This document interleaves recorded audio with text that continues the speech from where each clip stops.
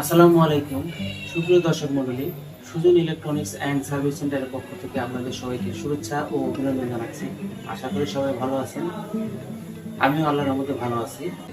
দর্শক মণ্ডলী, আজকে এলজি কোম্পানির একটি 17 ইঞ্চি সিআরটি টিভি রিপেয়ার করে দেখাবো। টিভিটির মডেল নাম্বার হচ্ছে RT17B,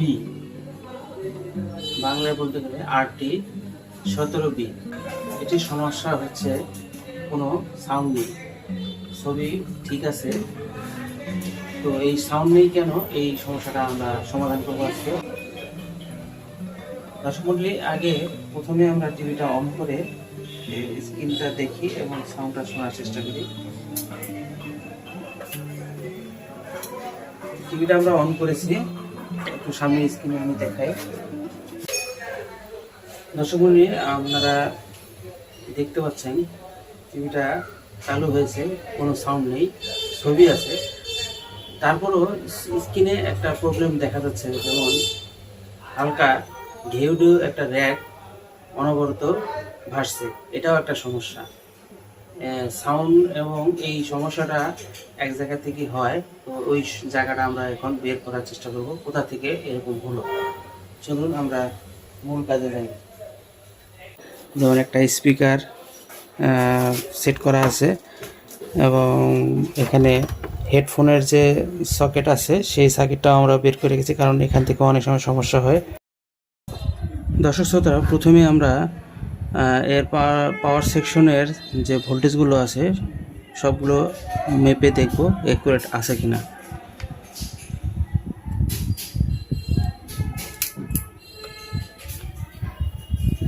তার আগে একটি কথা বলে দিই, এই টেলিভিশনটি অন্য একজন টেকনিশিয়ান দেখেছে, সে ওখানে সমস্যাটা, ওই টেকনিশিয়ান এই সমস্যাটি সমাধান করতে পারেনি, বিদায় আমার কাছে রেফার করেছেন।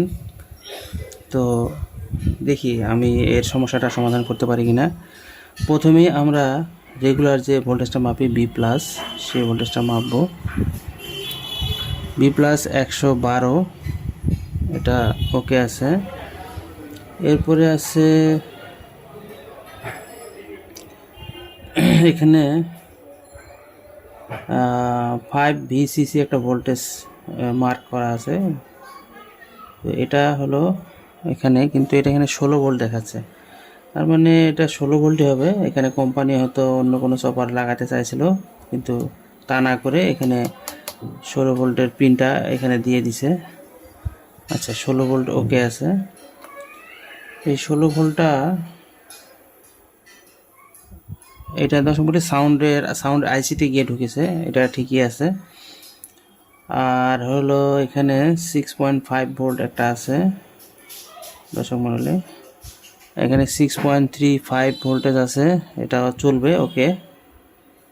এরপরে আছে দর্শক মণ্ডলী 12 ভোল্ট লেখাই আছে, 12 ভোল্ট এখানে। দর্শক মণ্ডলী, এখানে দেখাচ্ছে 10.4, কিন্তু এখানে মার্ক করা আছে 12 ভোল্ট। সম্ভবত এই 12 ভোল্টটাই সমস্যা করতেছে। এটা এখানে রেগুলেটিং হয়ে সিস্টেমে গিয়ে ঢুকেছে। হ্যাঁ, এখান থেকে বিভিন্ন ভোল্টেজ সিস্টেমে গেছে, যেমন এখানেও 10 ভোল্ট, এটাও 10 ভোল্ট, এখানে আবার 11 সামথিং দেখাচ্ছে।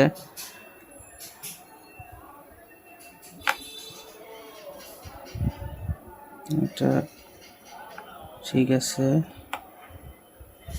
3.2 ভোল্টেজ ঠিক আছে, 3.2 ভোল্টেজ ঠিক আছে, এগুলো ঠিক আছে।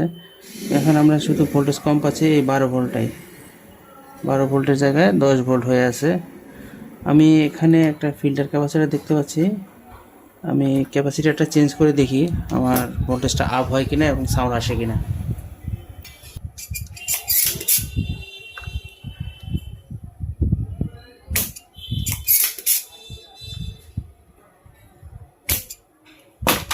টেলিভিশনটা আগে যেখানে দেখাইছিল উনি সাউন্ড আইসিটা সহ চেঞ্জ করছেন, তারপর সাউন্ড আসেনি। এখানে একটা ক্যাপাসিটার পেলাম যার মান হচ্ছে 470 মাইক্রোফ্যারাড 25 ভোল্ট। আচ্ছা, এটা আমরা চেঞ্জ করতে পারি। আর আগে বলে থাকি উনি অন্যখানে যেখানে টিভিটা প্রথম দেখাইছিলেন ওই টেকনিশিয়ান ওনার এই সাউন্ড আইসিটা চেঞ্জ করে ফেলছিলেন।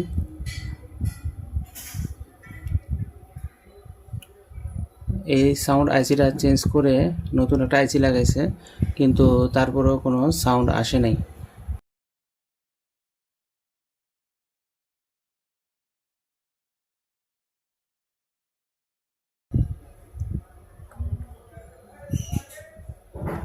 আশা করি ক্যাপাসিটারটা লাগানো হলে সাউন্ড চলে আসবে।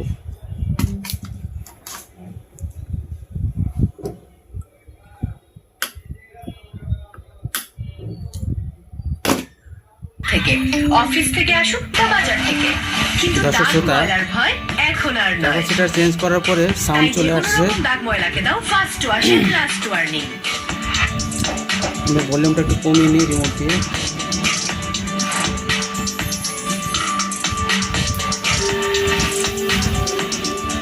তাই আজ শুধু আমি নই, সবাই জানে সাদার আরেক নাম ফার্স্ট ওয়াশ ডিটারজেন্ট পাউডার।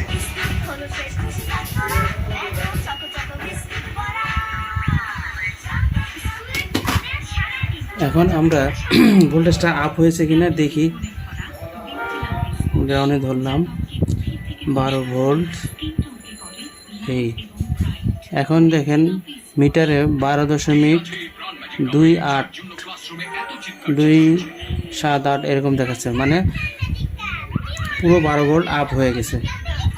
এবং পাশাপাশি সাউন্ড তো আসছেই, এবং স্ক্রিনে যে ঢেউ ছিল সেই ঢেউটাও পরিষ্কার হয়ে গেছে।